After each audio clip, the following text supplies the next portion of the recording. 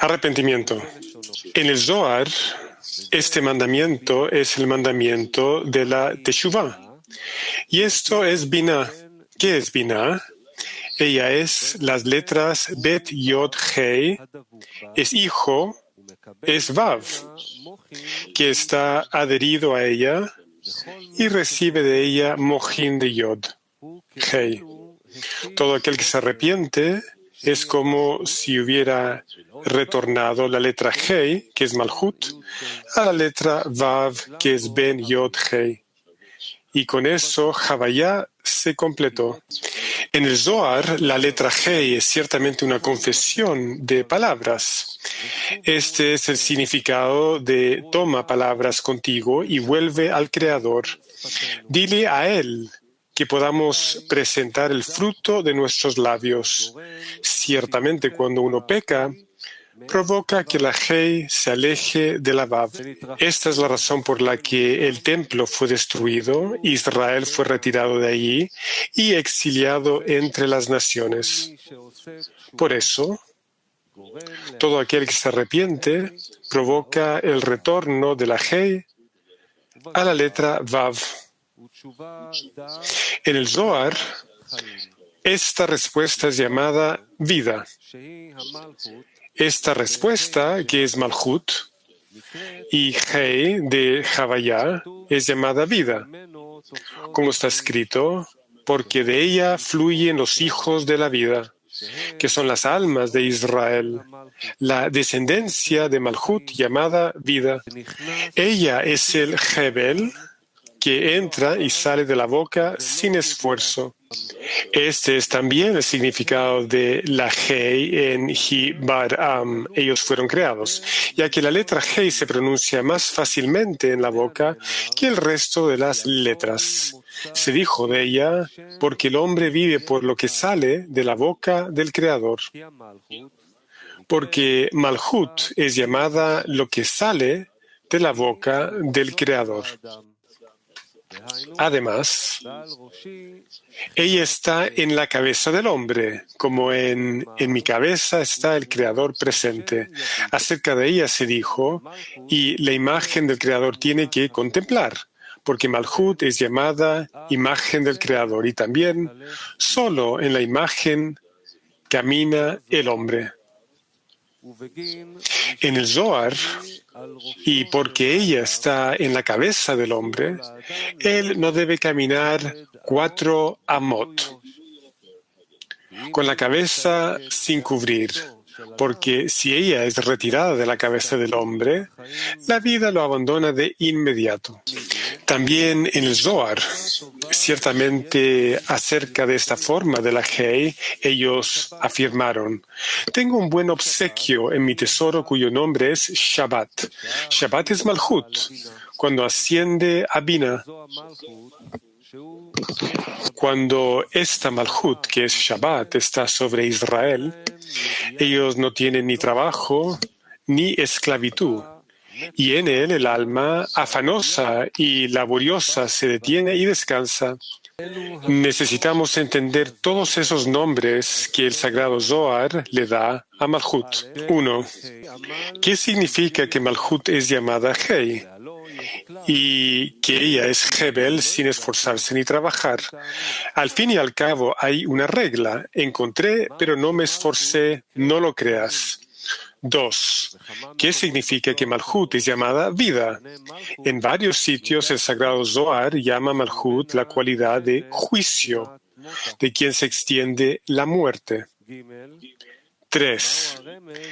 ¿Qué implica que Malhut sea llamada la boca del Creador? 4. ¿Qué significa que está en la cabeza del hombre? 5.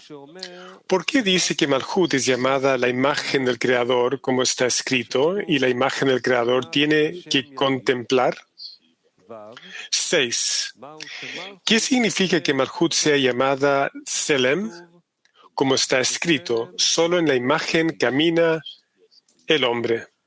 Para explicar lo anterior, primero necesitamos entender el propósito de la creación, es decir, la conexión que los creados deben tener con el Creador. Todo nuestro trabajo gira en torno a ese eje, así como los castigos que sufren si no llegan a corregirlos.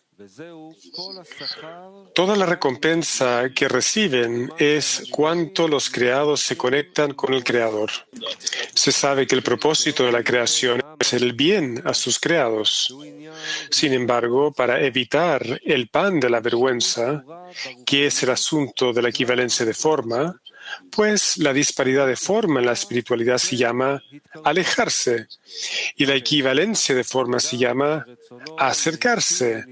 Entonces, aunque su deseo de hacer el bien a sus creados es ilimitado, aún así fue concebido el asunto de la equivalencia de forma, que significa no recibir placer y deleite a menos que sea para dar contento al Creador.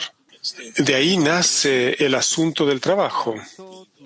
Es decir, que debemos elaborar un masaj, pantalla, para que podamos recibir el deleite y el placer con la intención de otorgar. Esta es la raíz del trabajo, como está escrito en el prefacio general del libro Panim Meirot Umasbirot. Debemos saber que el masaj en el kli, vasija de Malhut, es la raíz de la oscuridad a causa de la fuerza frenadora que existe en el masaj para detener la luz superior para que no se extienda a Bejina Dalet. También esta es la raíz del trabajo con la intención de recibir recompensa, porque el trabajo es un acto en contra de la voluntad, ya que el trabajador se siente cómodo solo cuando descansa. Pero dado a que el patrón está pagando su salario, anula su voluntad frente a la voluntad del patrón. Por lo tanto, todo lo que tenemos que hacer es trabajar. Esto es lo único que nos corresponde, como está escrito, lo que el Creador ha creado para hacer. Creado es lo que le atribuimos al Creador, que es el deseo de hacer el bien a sus creados. A partir de creado se extiende a nosotros el asunto de la separación y la disparidad de forma. Sin embargo, con hacer, es decir, a través del trabajo que hacemos para alcanzar el grado de con intención de otorgar, nos acercamos nuevamente al Creador a través de la equivalencia. Este es el asunto de la asociación entre las criaturas y el Creador, como está escrito en el Zohar, y decir a Sión, tú eres mi pueblo. No pronuncies, tú eres mi pueblo, sino tú estás conmigo, Imi, que significa asociarse conmigo. Es decir, el Creador dio el deseo de recibir, que es la carencia que Él creó, llamada oscuridad. Como está escrito, y crea la oscuridad. Esto proviene de su deseo de hacer el bien. Los creados deben aportar el masaj, por el cual tienen equivalencia de forma.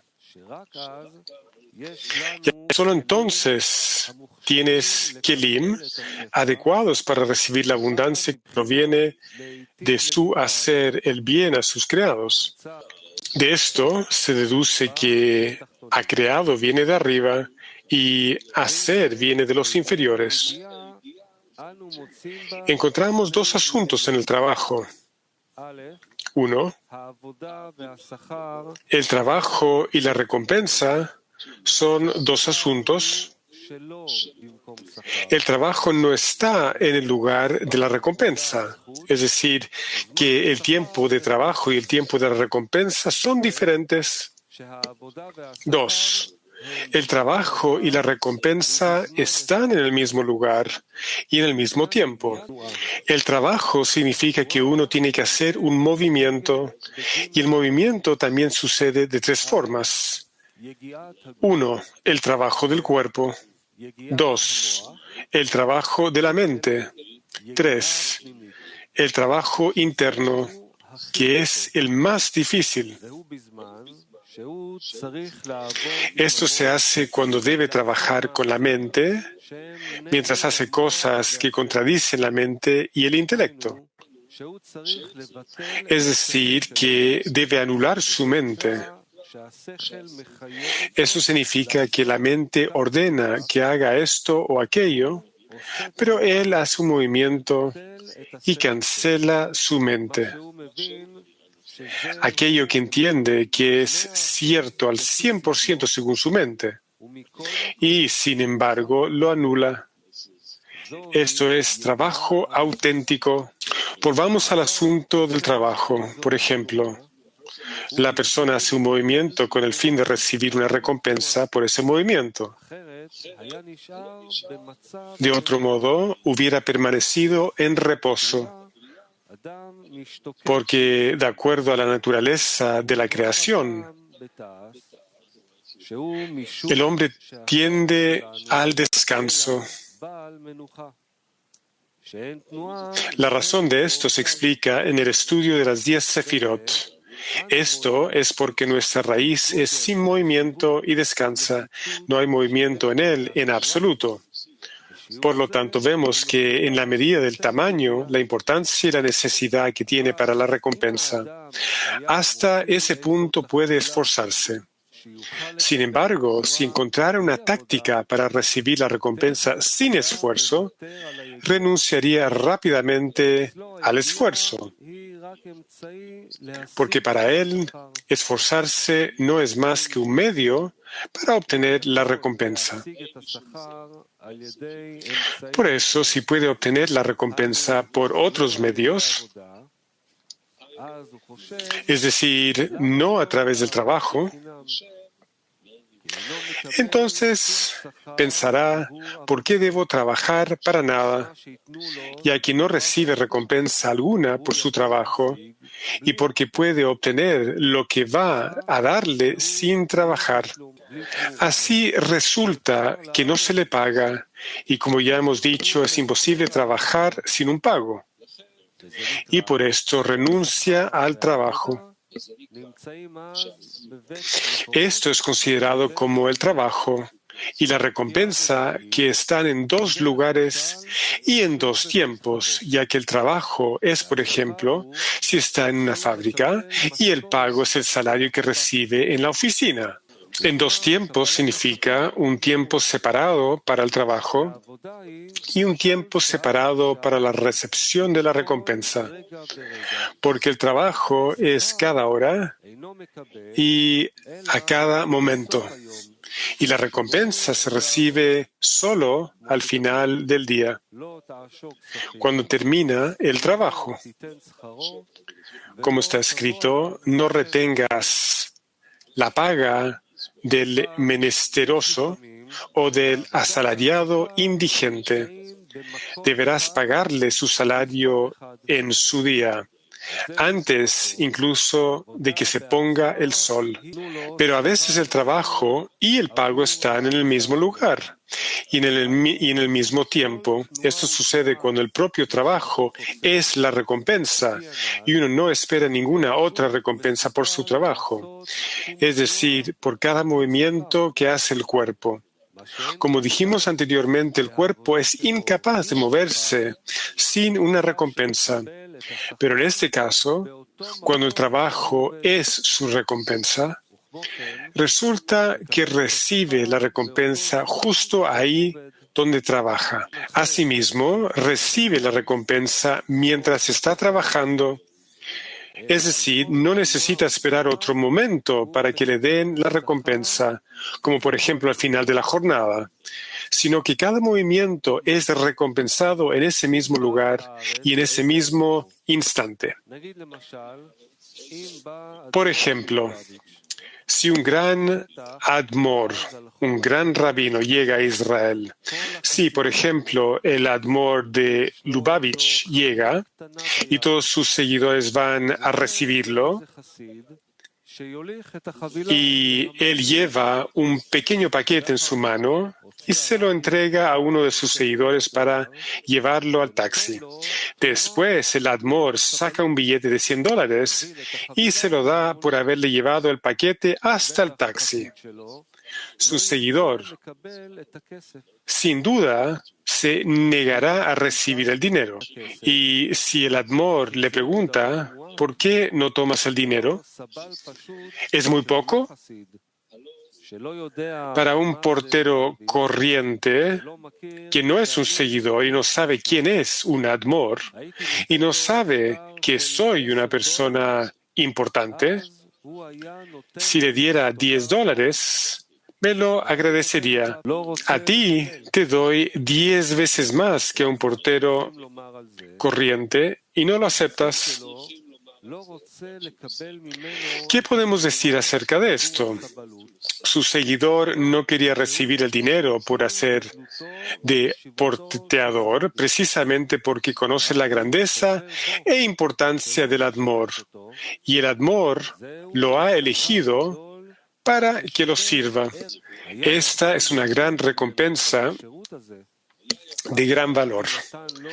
Cualquiera de los demás seguidores, si pudiera comprar el servicio que el Admor le ha permitido hacer, seguramente dirían: todo el dinero del mundo carece de valor comparado con este servicio que el Admor me ha concedido y me ha elegido a mí entre todos los demás.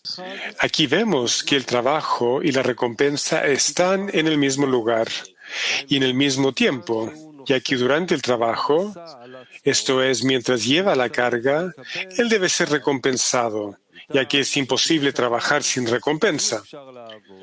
No recibe recompensa en otro lugar, lo que significa que el trabajo es el paquete que está transportando y su recompensa está en otra parte, es decir, el dinero, o en otro momento, lo que significa que es recompensado cuando ha terminado el trabajo. Pero aquí es al contrario, el trabajo y el pago están en el mismo lugar. El trabajo es llevar su paquete y la recompensa es también transportar el paquete del Admor. Él no necesita que le den nada más que pueda considerarse recompensa, sino que el propio trabajo de llevar el paquete del Admor es su recompensa. Eso también se considera en el mismo tiempo. Es decir, que mientras está trabajando, al mismo tiempo es recompensado. Y no puede decirse en este caso que recibe la recompensa después de haber terminado el trabajo. Al contrario, está recibiendo su pago en ese mismo momento. El tiempo del trabajo y el tiempo del pago son inseparables aquí, porque toda su recompensa es el servicio que está proporcionando al Admor. Disfruta de este servicio más que de cualquier fortuna en el mundo. De esto se deduce que hay algo nuevo aquí, que no puede suceder, que pueda haber algo como recibir recompensa en cada momento del trabajo. Más bien, al contrario, la recompensa siempre viene después del trabajo, como está escrito, para hacer hoy y recibir recompensa por ello mañana.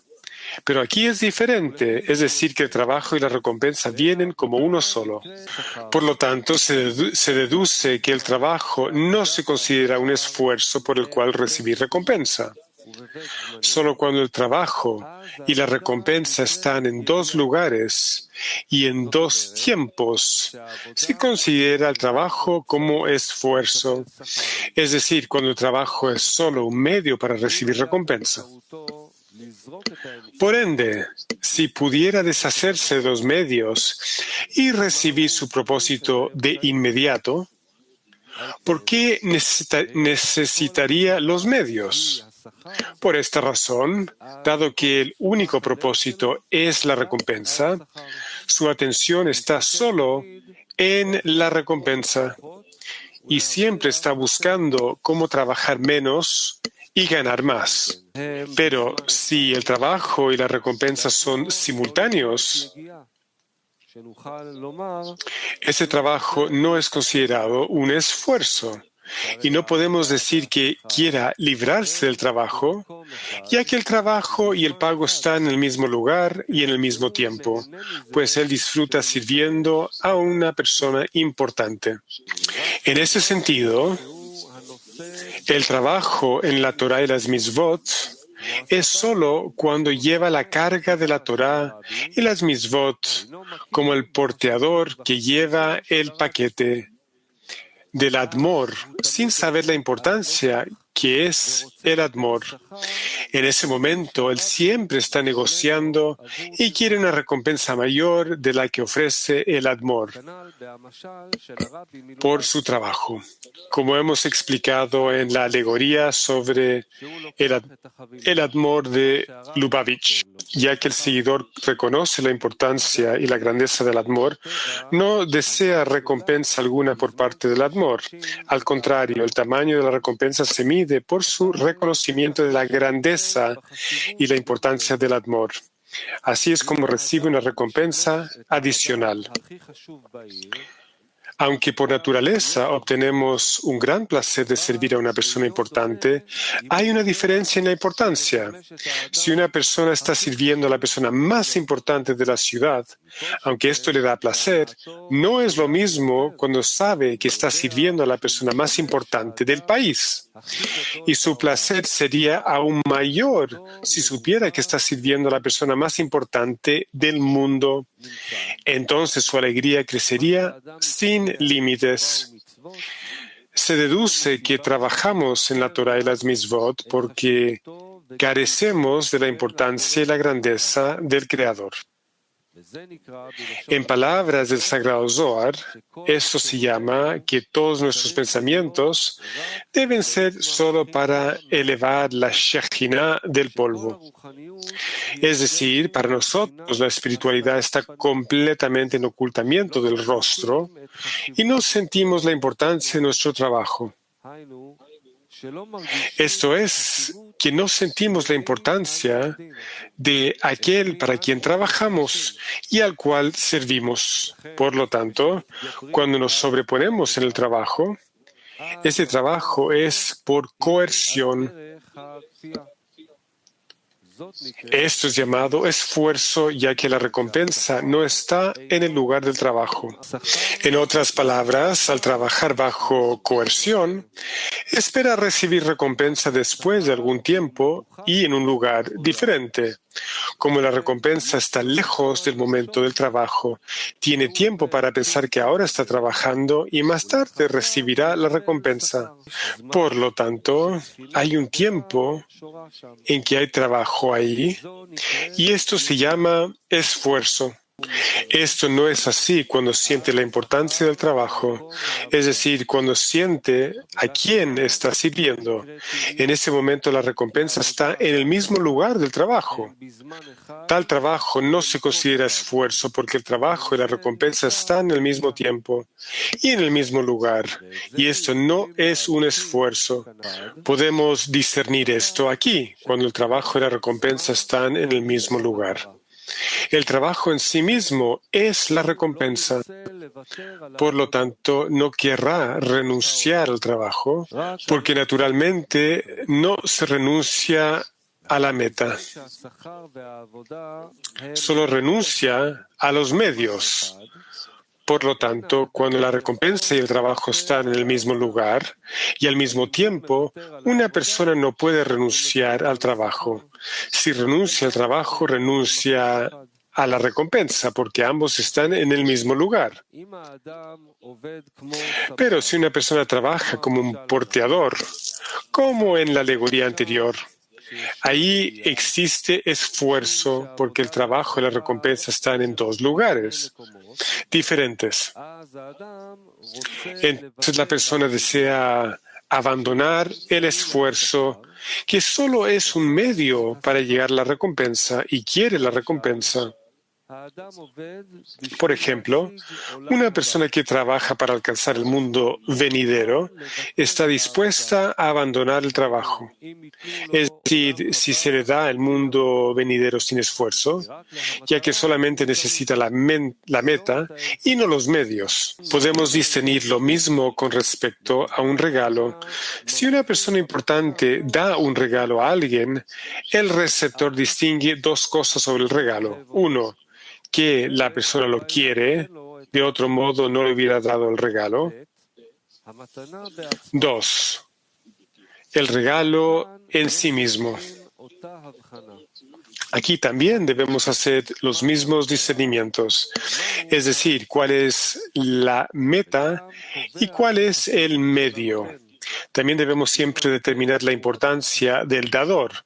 Si el que da es una persona importante, entonces el amor es la meta y el regalo es solo un medio por el cual aparece el amor aquí. De aquí se deduce que también está dispuesto a renunciar al regalo, pero no al amor. Pero si el dador es una persona común, entonces el regalo es la meta y el amor es el medio. Y puede abandonar el amor siempre y cuando le sigan dando regalos. Por lo tanto, ya sea que si da o recibe, siempre habrá el mismo cálculo acerca de la importancia de la persona. Hasta ahora hablamos sobre la recompensa y el trabajo. Sin embargo, hay otro asunto a saber, el castigo. Es decir, si no guarda la Torah y las mitzvot, será castigado por ello. Pero aquí también debemos discernir si el castigo es donde transgredió las leyes o si es en otro lugar y en otro tiempo. Tomemos, por ejemplo, la recompensa y castigo en relación a las leyes del Estado. Aquel que infringe las leyes del Estado es castigado. Su castigo no es en el mismo lugar y al mismo tiempo. Una persona que robó las posesiones de otro hombre y fue atrapada recibe un castigo, por ejemplo, una multa o la cárcel. Sin embargo, todo esto no está en el mismo lugar o al mismo tiempo.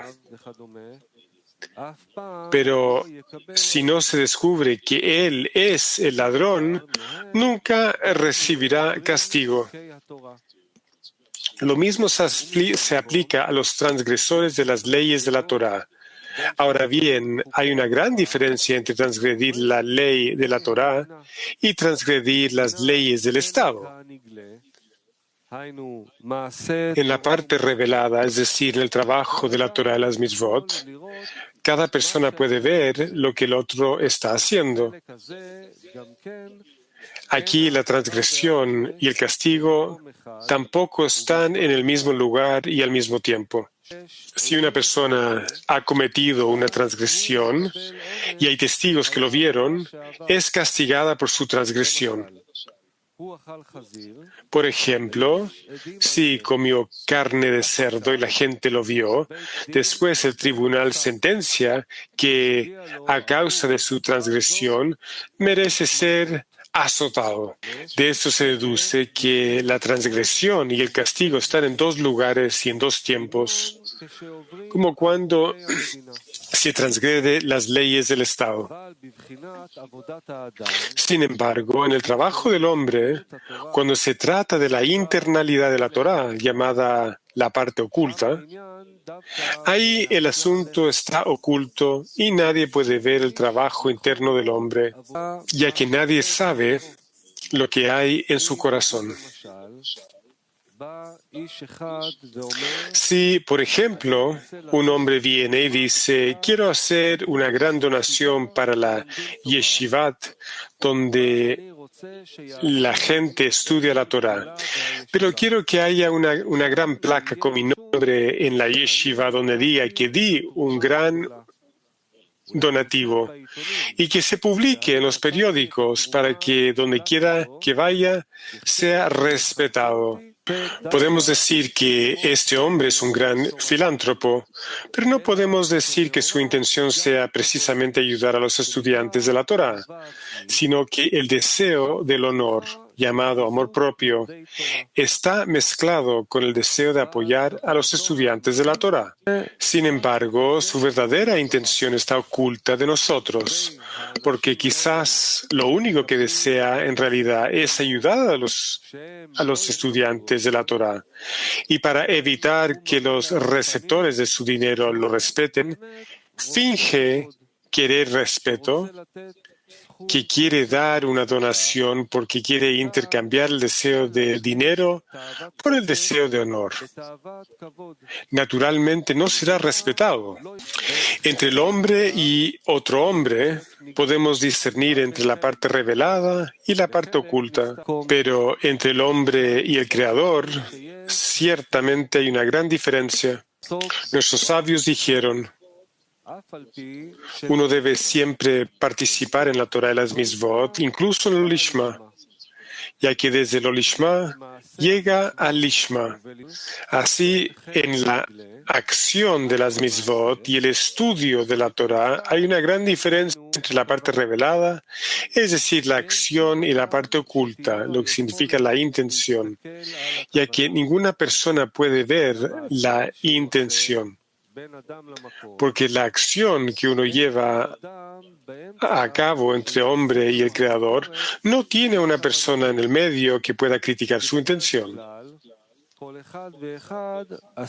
Normalmente, cada uno está ocupado consigo mismo y no tiene tiempo para pensar en los cálculos de su amigo. De esto se deduce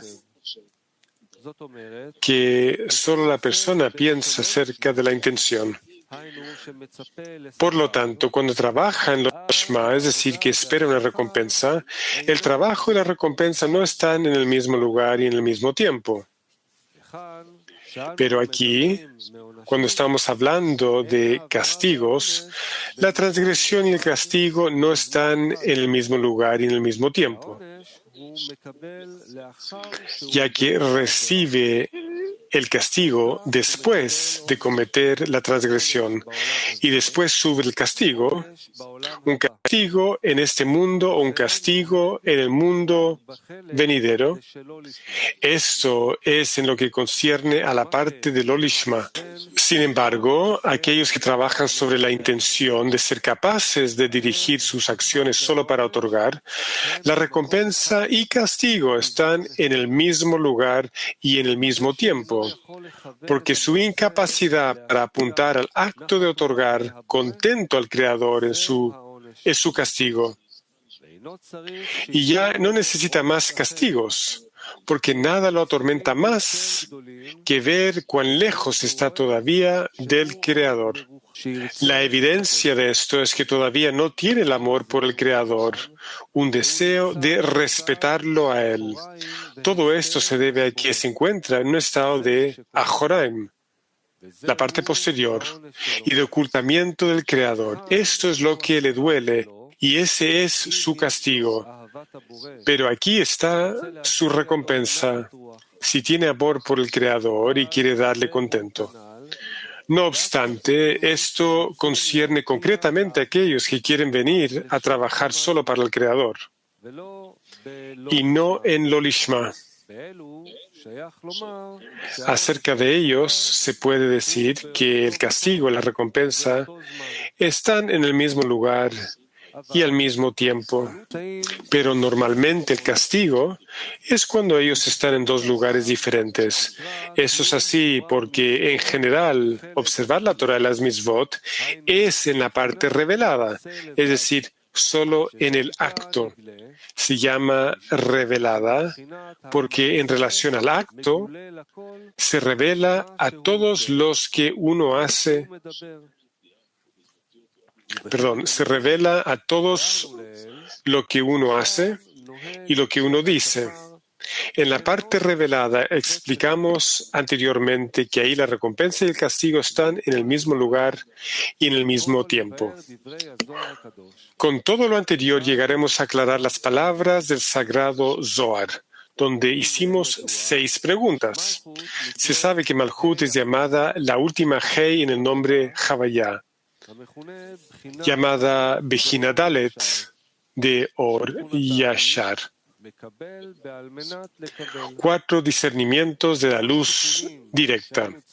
Su cualidad es recibir para recibir. Todas las correcciones que tenemos que hacer a través de la Torah y las Mitzvot son para corregirla, para que la recepción en ella sea con la intención de otorgar, que se llama Devekut, con el Creador. Pero si su intención no es para otorgar, ella se aleja del Creador. Además, se sabe que todo lo que aprendemos acerca de los mundos superiores pertenece a las almas, como dijeron nuestros sabios. Rabbi Birkiya dijo: al principio Dios creó el cielo y la tierra. No hay otro principio más que Israel, como está escrito: sagrado es Israel para el Eterno, lo primero de su cosecha. Por lo tanto, todo lo que aprendemos en los mundos superiores es únicamente para que las almas reciban la abundancia superior, ya que se sabe que el propósito de la creación es hacer el bien a sus creaciones. Para poder corregir la disparidad de forma que gobierna a la propia Malhut, llamada deseo de recibir con el fin de recibir, puesto que la disparidad de forma provoca separación en la espiritualidad. Y este Kli, llamado Malhut, es el Kli de todas las almas a partir del cual el hombre fue creado. Debe corregirlo para que todas las vasijas de recepción trabajen con el fin de otorgar. Vemos lo que está escrito en la introducción del libro del Zohar. Y para reparar esa separación que existe en el Kli de las almas, Él creó todos los mundos y los separó en 2 sistemas. Como en el verso, el Creador los hizo uno opuesto al otro.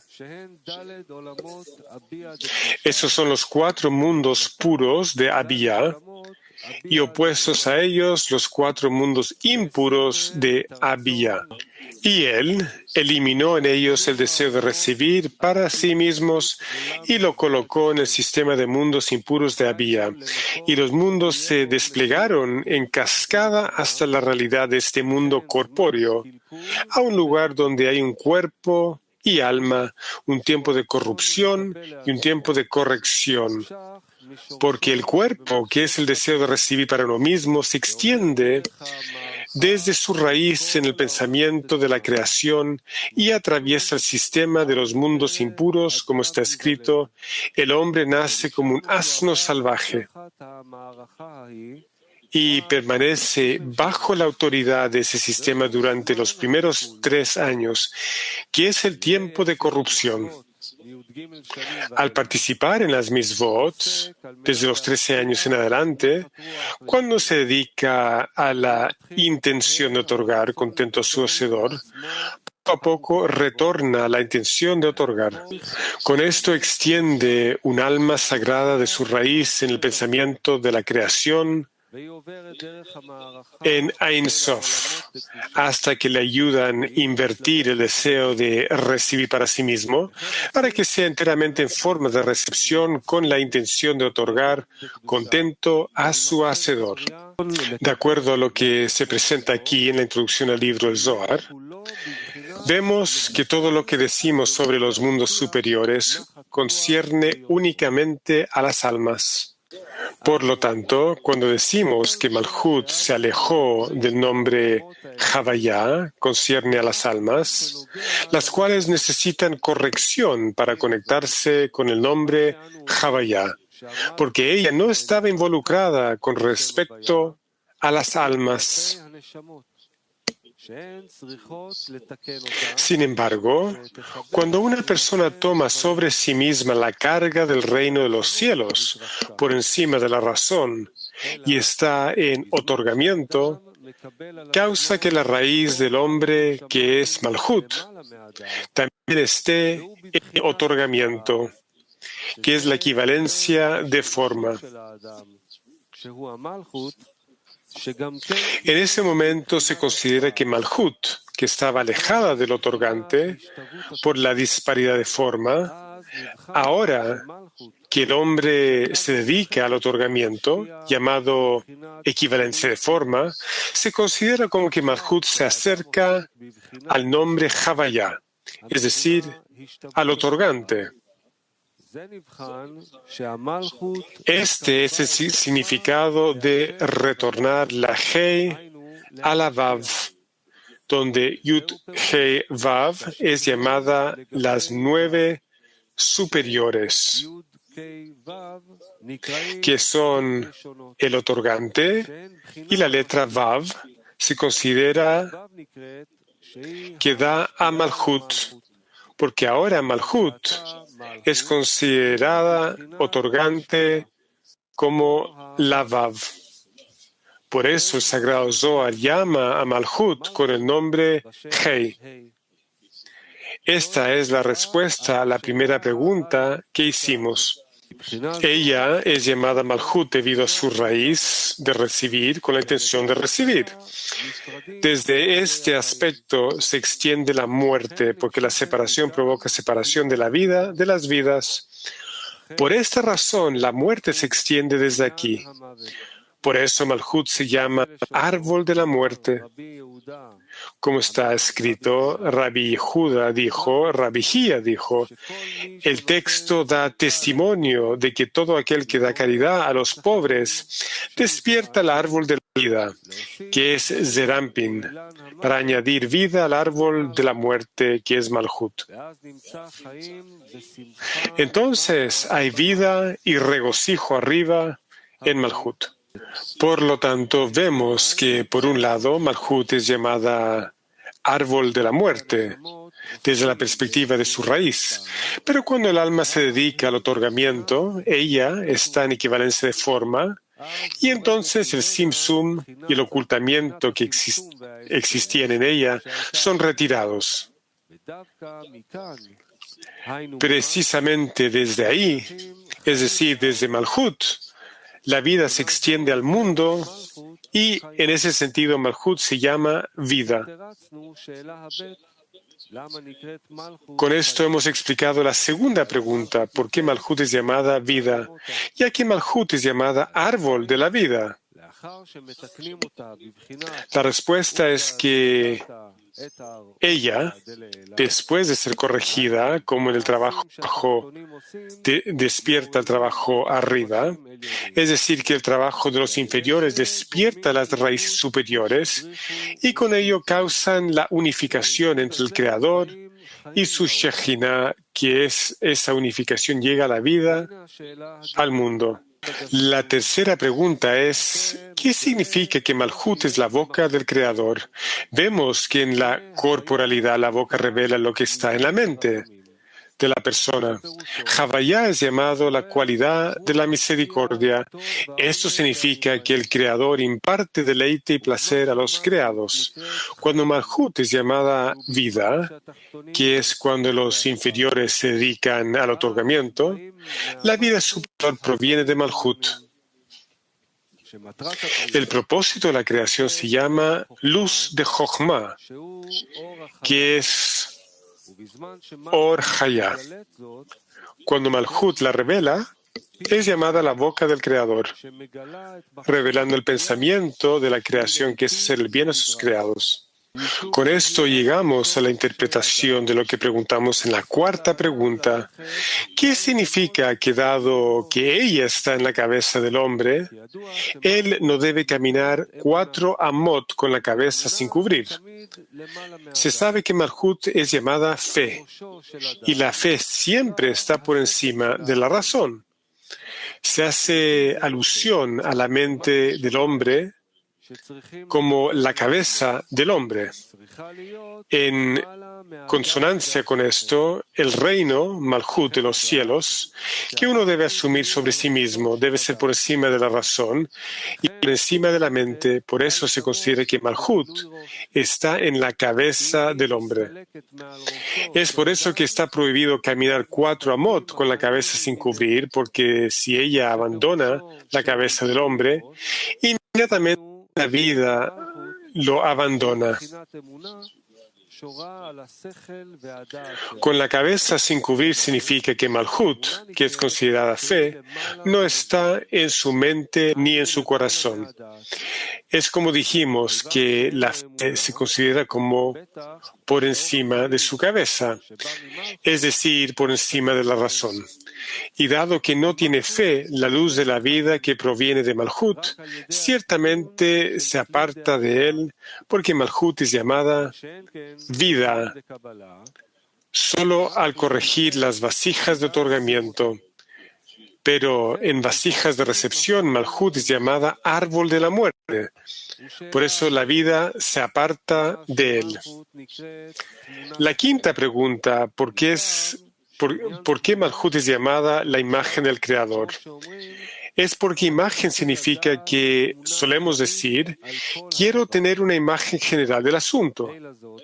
Por lo tanto, cuando queremos tener la imagen general de la espiritualidad, se nos dice, y él contempla la imagen del Creador. Es decir, poder ver la imagen general de la espiritualidad depende de la medida en la que haya sido recompensado con la fe en el Creador. La fe se expresa en la mente y el corazón. Entonces, según la fe que uno le haya sido concedida, así recibirá la imagen. Por lo tanto, dado que Malhut se llama fe, Malhut recibe el nombre de imagen del Creador. Es decir, que según según sea su fe, así será la imagen de la espiritualidad que él recibe. Por otro lado, de este mismo modo, podemos responder a la sexta pregunta, ¿por qué Malhut es llamada Selem, imagen? Como está escrito, solo en la imagen camina el hombre. Selem también significa fe, porque el sol es llamado razón, conocimiento, y Tzel, sombra, es algo que se oculta al sol. Esta es la fe, que es llamada vestidura. Y si una persona tiene esa vestidura, la luz superior se viste en él, como está escrito en el Zohar. Si el Selem, o imagen, se va, el Mochin se va, y el Mochin se viste de acuerdo al Selem.